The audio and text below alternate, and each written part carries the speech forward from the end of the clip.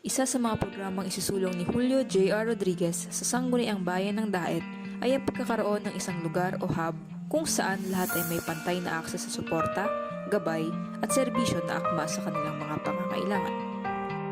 Excited kaming ipakilala ang proyektong Daet Center for Equity and Inclusivity, isang inisyatibang makatutulong sa mga marginalized groups sa bayan ng Daet.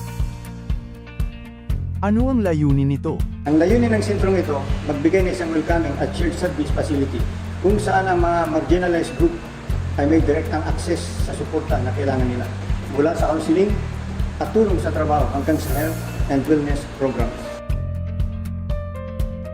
Ito ang magiging espasyo kung saan lahat ng mga programa at serbisyo ay magkakasamang matatagpuan sa mga sektor tulad ng person with disabilities, mga nakatatanda at gender and development.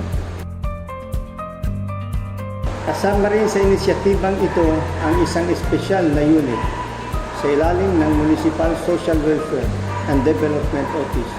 Ang unit na ito ay tutok sa mga batang lansangan, mga palaboy at mga individual na may mental health challenges.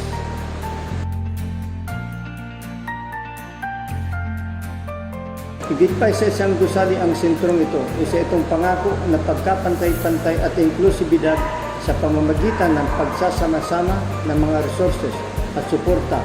Kung bikatayan ng isang espasyo kung saan lahat ay pakiramdam na sila ay pinapahalagahan, ligtas at may kakayahang umasenso.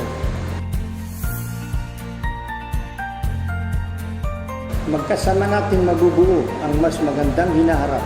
Isang hinaharap kung saan bawat isa ay may pagkakataong makita, masuportahan at mapalakas.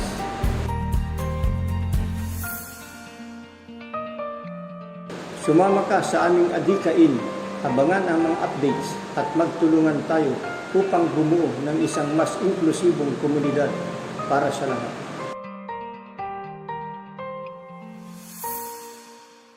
Serbisyong diretso sa ating mga